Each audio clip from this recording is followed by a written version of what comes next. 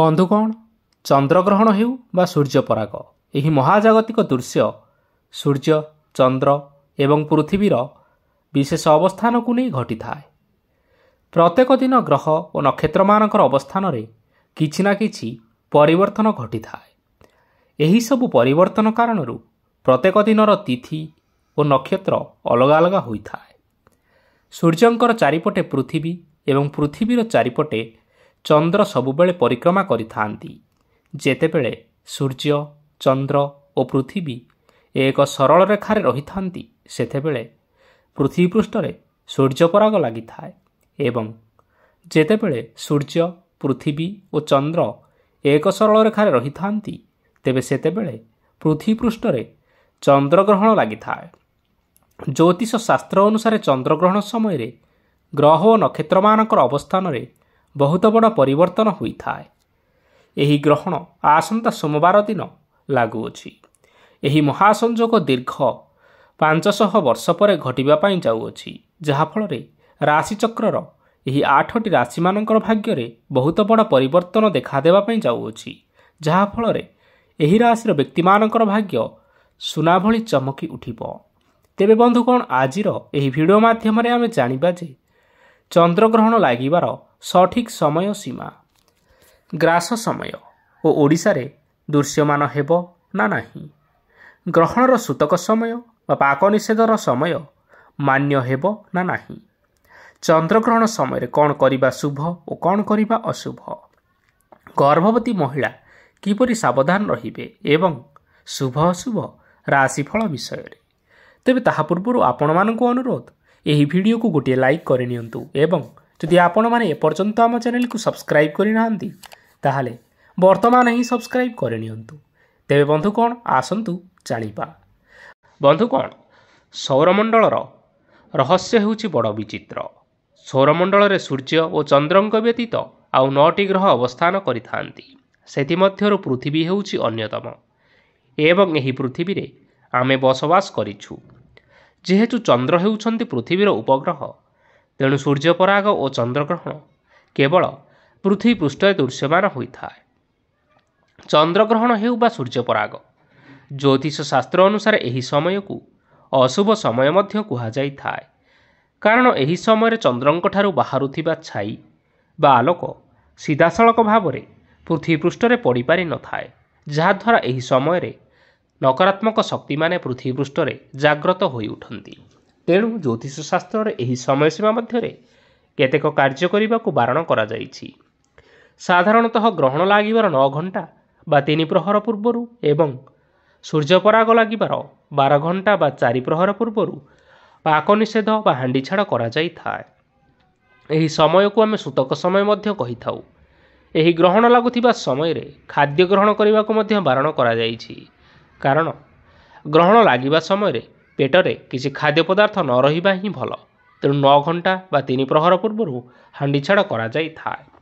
ବନ୍ଧୁଗଣ, ଆସନ୍ତା 25 ତାରିଖ ସୋମବାର ଅର୍ଥାତ୍ ପବିତ୍ର ଦୋଳ ପୂର୍ଣ୍ଣିମା ଦିନ ବର୍ଷର ପ୍ରଥମ ଚନ୍ଦ୍ରଗ୍ରହଣ ଲାଗିବାକୁ ଯାଉଅଛି। ଏହି ବର୍ଷ ସମୁଦାୟ 4ଟି ମହାଜାଗତିକ ଦୃଶ୍ୟ ମହାକାଶରେ ଦେଖିବାକୁ ମିଳିବ। ସେଥିମଧ୍ୟରୁ 2ଟି ଚନ୍ଦ୍ରଗ୍ରହଣ ଏବଂ 2ଟି ସୂର୍ଯ୍ୟପରାଗ ଅଟେ। ତେବେ ଆସନ୍ତା 25 ତାରିଖ ସୋମବାର ଦିନ ବର୍ଷ 2024ର ପ୍ରଥମ ଚନ୍ଦ୍ରଗ୍ରହଣ ଲାଗିବାକୁ ଯାଉଛି। ପ୍ରଥମେ ଜାଣି ରଖିବା ଗ୍ରହଣ ଲାଗିବାର ସମୟ ବା ଗ୍ରାସ ସମୟ। ଆସନ୍ତା 25 ତାରିଖ ସୋମବାର ଦିନ ଲାଗିବାକୁ ଯାଉଥିବା ଚନ୍ଦ୍ରଗ୍ରହଣ ହେଉଛି ଏକ ଉପଛାୟା ଚନ୍ଦ୍ରଗ୍ରହଣ। ଏହି ଗ୍ରହଣର ଗ୍ରାସ ବା ଗ୍ରହଣ ଲାଗିବାର ସମୟ ହେଉଛି ଦିନ 10:24 ଏବଂ 16 ସେକେଣ୍ଡରେ ଆରମ୍ଭ ହୋଇ ଦିନ 3:01 ଏବଂ 12 ସେକେଣ୍ଡରେ ଶେଷ ହେବ। ଏହି ଗ୍ରହଣ ମହାକାଶରେ ପ୍ରାୟ 4 ଘଣ୍ଟା 36 ଏବଂ 56 ସେକେଣ୍ଡ ପର୍ଯ୍ୟନ୍ତ ଦୃଶ୍ୟମାନ ହେବ। ଦିନ 12:43 ଏବଂ 9 ସେକେଣ୍ଡରେ ସର୍ବାଧିକ ଚନ୍ଦ୍ରଗ୍ରହଣ ମହାକାଶରେ ଦୃଶ୍ୟମାନ ହେବ। ତେବେ ଏହି ଚନ୍ଦ୍ରଗ୍ରହଣ ଉତ୍ତର, ଦକ୍ଷିଣ ଆମେରିକା, କାନାଡ଼ା, ପଶ୍ଚିମ ଆଫ୍ରିକା, ୟୁରୋପ, ଏସିଆ ଏବଂ ଆଣ୍ଟାର୍କଟିକାରେ ଦୃଶ୍ୟମାନ ହେବ। ଗ୍ରହଣର ସୂତକ ସମୟ ମାନ୍ୟ ହେବ ନା ନାହିଁ। ସାଧାରଣତଃ ଗ୍ରହଣ ଲାଗିବାର 9 ଘଣ୍ଟା ବା 3 ପ୍ରହର ପୂର୍ବରୁ ଏବଂ ପରାଗ ଲାଗିବାର 12 ଘଣ୍ଟା ବା 4 ପ୍ରହର ପୂର୍ବରୁ ପାକ ନିଷେଧ ବା ହାଣ୍ଡି ଛାଡ଼ କରାଯାଇଥାଏ। ଏହି ସମୟକୁ ସୂତକ ସମୟ ମଧ୍ୟ କୁହାଯାଇଥାଏ। ଯେହେତୁ ଗ୍ରହଣ ଲାଗିବାକୁ ଯାଉଅଛି ତେଣୁ 9 ଘଣ୍ଟା ପୂର୍ବରୁ ହାଣ୍ଡି ଛାଡ଼ କରାଯାଇଥାଏ। ତେବେ ଏହି ଚନ୍ଦ୍ରଗ୍ରହଣ ଆସନ୍ତା 25 ତାରିଖରେ ଲାଗିବା ପାଇଁ ଯାଉଅଛି। ଏହା ଭାରତ ଏବଂ ଓଡ଼ିଶାରେ ଦୃଶ୍ୟମାନ ହେବ ନାହିଁ, କାରଣ ଏହି ଗ୍ରହଣ ଦିନ ସମୟରେ ଲାଗିବା ପାଇଁ ଯାଉଅଛି ଏବଂ ଏହା ଉତ୍ତର, ଦକ୍ଷିଣ ଆମେରିକା, କାନାଡ଼ା, ପଶ୍ଚିମ ଆଫ୍ରିକା, ୟୁରୋପ, ଏସିଆ ଏବଂ ଆଣ୍ଟାର୍କଟିକାରେ ଦୃଶ୍ୟମାନ ହେବ। ସକାଳ ସମୟରେ ଭାରତର ଉତ୍ତର ପୂର୍ବ ରାଜ୍ୟମାନଙ୍କରେ କିଛି ସମୟ ପାଇଁ ଦୃଶ୍ୟମାନ ହେବାର ସମ୍ଭାବନା ରହିଅଛି। ଜ୍ୟୋତିଷ ଶାସ୍ତ୍ର ଅନୁସାରେ ଉପଛାୟା ଚନ୍ଦ୍ରଗ୍ରହଣ ହେବା କାରଣରୁ ଏହି ଚନ୍ଦ୍ରଗ୍ରହଣର ସୂତକ କାଳ ବା ହାଣ୍ଡି ଛାଡ଼ ସମୟ ମାନ୍ୟ ହେବ ନାହିଁ, କାରଣ ସେହି ଚନ୍ଦ୍ରଗ୍ରହଣର ସୂତକ କାଳ ମାନ୍ୟ ହୋଇଥାଏ ଯେଉଁ ଚନ୍ଦ୍ରଗ୍ରହଣ ଖାଲି ଆଖିରେ ଦେଖାଯାଇ ପାରିଥାଏ। ଯେହେତୁ ଏହା ଏକ ଉପଛାୟା ଚନ୍ଦ୍ରଗ୍ରହଣ ତେଣୁ ଏହି ଚନ୍ଦ୍ରଗ୍ରହଣ ଖାଲି ଆଖିରେ ଦୃଶ୍ୟମାନ ହେବ ନାହିଁ। ଉପଛାୟା ଚନ୍ଦ୍ରଗ୍ରହଣ ସେତେବେଳେ ହୋଇଥାଏ ଯେତେବେଳେ ସୂର୍ଯ୍ୟ ଓ ଚନ୍ଦ୍ରଙ୍କ ମଧ୍ୟରେ ପୃଥିବୀ ଆସିଥାଏ, କିନ୍ତୁ ସେହି 3 ଜଣ ଏକ ସରଳରେଖାରେ ରହିନଥାନ୍ତି। ଗ୍ରହଣ ଲାଗିବା ପୂର୍ବରୁ ଚନ୍ଦ୍ରମା ପୃଥିବୀର ଉପଛାୟାରେ ପ୍ରବେଶ କରିଥାଏ ଓ ଏହାପରେ ସେ ପୃଥିବୀର ବାସ୍ତବିକ ଛାୟାରେ ପ୍ରବେଶ କରିଥାଏ। ଯେତେବେଳେ ଏମିତି ହୋଇଥାଏ ସେତେବେଳେ ଚନ୍ଦ୍ରଗ୍ରହଣ ଲାଗିଥାଏ, କିନ୍ତୁ କେତେଥର ଏମିତି ବି ହୋଇଥାଏ କି ଚନ୍ଦ୍ରମା କେବଳ ପୃଥିବୀର ଉପଛାୟାରେ ହିଁ ପ୍ରବେଶ କରି ପୁଣି ଫେରି ଆସିଥାଏ। ଏହି ସମୟରେ ଚନ୍ଦ୍ରମାର ପ୍ରତିବିମ୍ବ କେବଳ ପାଉଁଶିଆ ନଜର ଆସିଥାଏ, ସମ୍ପୂର୍ଣ୍ଣ ଅନ୍ଧକାର ନୁହେଁ। ତେଣୁ ଆସନ୍ତା 25 ତାରିଖ ସୋମବାର ଦିନ ଲାଗୁଥିବା ଚନ୍ଦ୍ରଗ୍ରହଣର ସୂତକ ସମୟ ବା ପାକ ନିଷେଧର ସମୟ ମାନ୍ୟ ହେବ ନାହିଁ।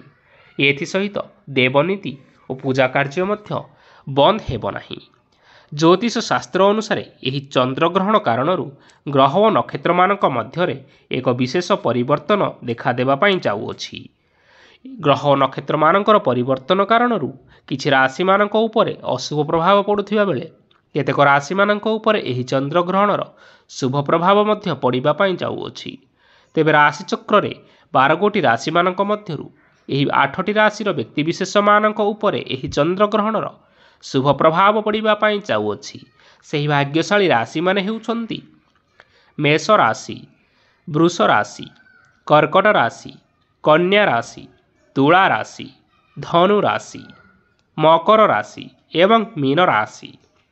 ଏଥିସହିତ ମିଥୁନ ରାଶି, ସିଂହ ରାଶି, ବିଛା ରାଶି ଏବଂ କୁମ୍ଭ ରାଶିର ବ୍ୟକ୍ତିବିଶେଷମାନଙ୍କ ଉପରେ ଏହି ଚନ୍ଦ୍ରଗ୍ରହଣର ଖରାପ ପ୍ରଭାବ ପଡ଼ିବା ପାଇଁ ଯାଉଅଛି। ତେଣୁ ଏହି 4ଟି ରାଶିର ବ୍ୟକ୍ତିବିଶେଷମାନେ ଚନ୍ଦ୍ରଗ୍ରହଣ ସମୟରେ ସାବଧାନ ରହିବାକୁ ଚେଷ୍ଟା କରନ୍ତୁ ଏବଂ ଭଗବାନଙ୍କର ନାମ ଜପ କରନ୍ତୁ। ଗର୍ଭବତୀ ମହିଳାମାନେ ସତର୍କ ରୁହନ୍ତୁ। ଏହି ସମୟ ଗର୍ଭବତୀ ମହିଳାମାନଙ୍କ ପାଇଁ ବହୁତ ଅଶୁଭ ଏବଂ ସମ୍ବେଦନଶୀଳ ହୋଇଥିବାରୁ ସେମାନଙ୍କୁ ସାବଧାନ ରହିବା ସହିତ ଚନ୍ଦ୍ରଗ୍ରହଣ ଦେଖିବା ପାଇଁ ମଧ୍ୟ ବାରଣ କରାଯାଇଛି। ଗ୍ରହଣ ଲାଗିବା ସମୟରେ ଗର୍ଭବତୀ ମହିଳାମାନେ କୌଣସି ଜିନିଷ କଟାକଟି ବା କୌଣସି କପଡ଼ା ଆଦି ସିଲେଇ କରନ୍ତୁ ନାହିଁ, ନଚେତ୍ ଏହାର କୁପ୍ରଭାବ ଆପଣଙ୍କ ଗର୍ଭରେ ଥିବା ଶିଶୁ ଉପରେ ସିଧାସଳଖ ଭାବରେ ପଡ଼ିଥାଏ। ଏଥିସହିତ ଚନ୍ଦ୍ରଗ୍ରହଣ ଲାଗୁଥିବା ସମୟରେ କଳା ରଙ୍ଗର ବସ୍ତ୍ର ପରିଧାନ କରନ୍ତୁ ନାହିଁ ଏବଂ ବାହାରକୁ ମଧ୍ୟ ବାହାରନ୍ତୁ ନାହିଁ। ଚନ୍ଦ୍ରଗ୍ରହଣ ଲାଗୁଥିବା ସମୟରେ ଯଦି ଚନ୍ଦ୍ରର ଛାୟା କୌଣସି ବି ଗର୍ଭବତୀ ମହିଳାମାନଙ୍କ ଉପରେ ପଡ଼ିଯାଏ ତେବେ ତାଙ୍କର ଗର୍ଭର ପ୍ରଥମ ଶିଶୁକୁ ଶାରୀରିକ ଦୋଷ ଲାଗିଯାଏ, ଯାହା ଭବିଷ୍ୟତରେ ବହୁତ ବଡ଼ ସମସ୍ୟା ସୃଷ୍ଟି କରିଥାଏ। ତେଣୁ ଗର୍ଭବତୀ ମହିଳାମାନେ ଏହି ସମୟରେ ବାହାରକୁ ବାହାରନ୍ତୁ ନାହିଁ। ଚନ୍ଦ୍ରଗ୍ରହଣ ଲାଗୁଥିବା ସମୟରେ କ'ଣ ସବୁ କରିବା ଅନୁଚିତ? ପ୍ରଥମତଃ ଖାଦ୍ୟ ତିଆରି କରନ୍ତୁ ନାହିଁ। ଚନ୍ଦ୍ରଗ୍ରହଣ ସମୟରେ ଖାଦ୍ୟ ପଦାର୍ଥ ରୋଷେଇ କରିବାକୁ ସାଧାରଣତଃ ଅଶୁଭ କାର୍ଯ୍ୟ ଭାବରେ ବିବେଚନା କରାଯାଏ। ଏହି ସମୟରେ ରନ୍ଧା ହୋଇଥିବା ଖାଦ୍ୟ ଜ୍ୟୋତିଷ ଶାସ୍ତ୍ର ଅନୁସାରେ ସମ୍ପୂର୍ଣ୍ଣ ଭାବରେ ଅଶୁଦ୍ଧ ହୋଇଥାଏ। ଏଥିପାଇଁ ଆପଣମାନେ ଚନ୍ଦ୍ରଗ୍ରହଣ ସମୟରେ ରୋଷେଇ କାର୍ଯ୍ୟ କରନ୍ତୁ ନାହିଁ। ଚନ୍ଦ୍ରଗ୍ରହଣ ସମୟରେ ଖାଦ୍ୟ ମଧ୍ୟ ଗ୍ରହଣ କରନ୍ତୁ ନାହିଁ। ଏହି ସମୟରେ ରନ୍ଧା ହୋଇଥିବା ଖାଦ୍ୟ ଗ୍ରହଣ କରିବା ସମ୍ପୂର୍ଣ୍ଣ ଭାବେ ନିଷେଧ ଅଟେ। ଜ୍ୟୋତିଷ ଶାସ୍ତ୍ର ଅନୁସାରେ ଚନ୍ଦ୍ରଗ୍ରହଣ ସମୟରେ ରନ୍ଧା ହୋଇଥିବା ଖାଦ୍ୟ ଖାଇଲେ ଏହା ଆମ ଶରୀର ଉପରେ କୁପ୍ରଭାବ ପକାଇଥାଏ। ତେଣୁ ଗ୍ରହଣ ବା ପରାଗ ସମୟରେ ଶୁଖିଲା ଖାଦ୍ୟ ବା ଫଳମୂଳ ଆଦି ଆପଣମାନେ ଖାଇପାରିବେ।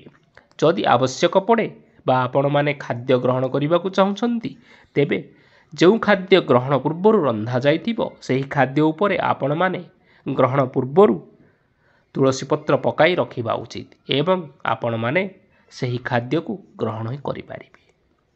ଗର୍ଭବତୀ ମହିଳାମାନେ ସତର୍କ ରୁହନ୍ତୁ। ଚନ୍ଦ୍ରଗ୍ରହଣ ସମୟରେ ଯେଉଁ ମହିଳାମାନେ ଗର୍ଭବତୀ ଅଛନ୍ତି ସେମାନେ ଘର ବାହାରକୁ ଯିବାକୁ ନିଷେଧ କରାଯାଇଛି।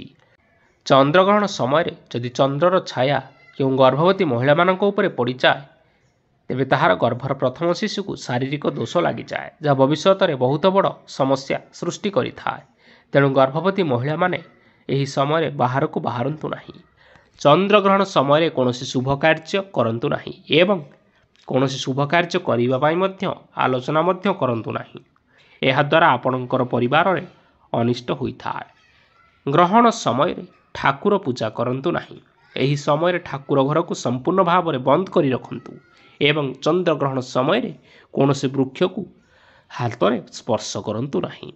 ଚନ୍ଦ୍ରଗ୍ରହଣ ସମୟରେ ଅନ୍ନଦାନ କରିବାର ଉତ୍ତମ ସମୟ ମନାଯାଇଛି। ଏମିତି କୁହାଯାଏ କି ଗ୍ରହଣ ସମୟରେ ଅନ୍ନଦାନ କରିଲେ ଆପଣଙ୍କର ଶରୀରର କୌଣସି ରୋଗ ବୈରାଗ ହୁଏ ନାହିଁ ଏବଂ ଯଦି ବି ଶରୀରରେ କୌଣସି ରୋଗ ରହିଥାଏ ତାହା ମଧ୍ୟ ଧୀରେ ଧୀରେ ଦୂର ହୋଇଯାଏ। ଗ୍ରହଣ ଶେଷ ହେବା ପରେ ସ୍ନାନ କରିବା ଓ ପିନ୍ଧିଥିବା ବସ୍ତ୍ରକୁ ଧୋଇ ନେବା ଉଚିତ ଏବଂ ନିଜ ଘରେ ଗଙ୍ଗା ଜଳ ଛିଞ୍ଚନ କରି ପବିତ୍ର କରି ନେବା ଉଚିତ। ଏହାପରେ ରନ୍ଧନ କାର୍ଯ୍ୟ କରି ସେହି ଖାଦ୍ୟରୁ କିଛି ଗରିବ ଓ ଦୁଃଖୀ ଲୋକମାନଙ୍କୁ ଯଦି ଆପଣମାନେ ଦାନରେ ଦେବେ ଦେଖିବେ ଏହା ଆପଣମାନଙ୍କ ପାଇଁ ନିଶ୍ଚୟ ମଙ୍ଗଳ କାର୍ଯ୍ୟ ହେବ। ଚନ୍ଦ୍ରଗ୍ରହଣ ସମୟରେ କାହା ସହିତ କଥାବାର୍ତ୍ତା ହୁଅନ୍ତୁ ନାହିଁ ଓ ସେହି ସମୟରେ ଭଗବାନଙ୍କର ମାଳା ଜପ କରନ୍ତୁ।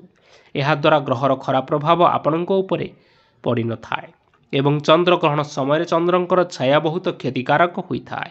ଏଥିପାଇଁ ଗ୍ରହଣ ସମୟରେ ଆପଣମାନେ ସମସ୍ତ କବାଟ ଓ ଝରକା ଇତ୍ୟାଦି ଆପଣଙ୍କ ଘରର ବନ୍ଦ କରି ରଖନ୍ତୁ, ଯାହାଦ୍ୱାରା ଆପଣଙ୍କ ଗୃହକୁ ନକାରାତ୍ମକ ଶକ୍ତି ପ୍ରବେଶ କରିପାରିବ ନାହିଁ।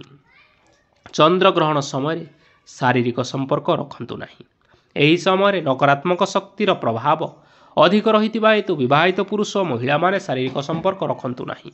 ଏହାକୁ ଜ୍ୟୋତିଷ ଶାସ୍ତ୍ରରେ ଅଶୁଭ ମନାଯାଇଛି। ଏହାଦ୍ୱାରା ଆପଣଙ୍କର ସମ୍ପର୍କରେ ଫାଟ ସୃଷ୍ଟି ହୋଇଥାଏ ଏବଂ ଏହାର କୁପ୍ରଭାବ ଆପଣଙ୍କର ସନ୍ତାନମାନଙ୍କ ଉପରେ ମଧ୍ୟ ପଡ଼ିଥାଏ।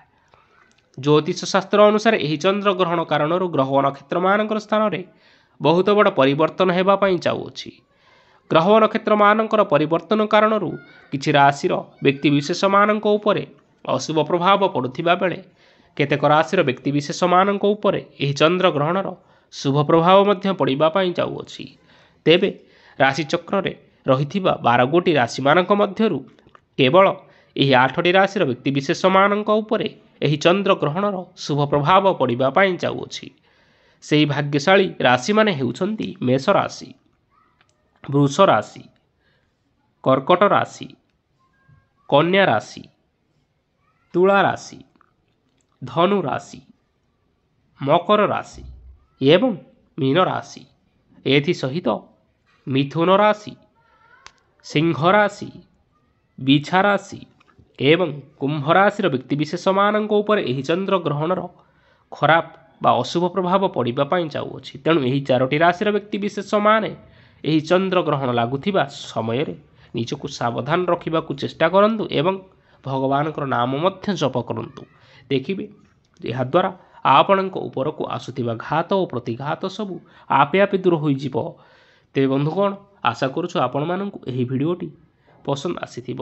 ପସନ୍ଦ ଆସିଥିଲେ ଭିଡ଼ିଓକୁ ଲାଇକ୍ କରିବା ସହିତ ଆପଣଙ୍କ ପ୍ରିୟଜନମାନଙ୍କ ସହିତ ସେୟାର କରିନିଅନ୍ତୁ। ଧନ୍ୟବାଦ।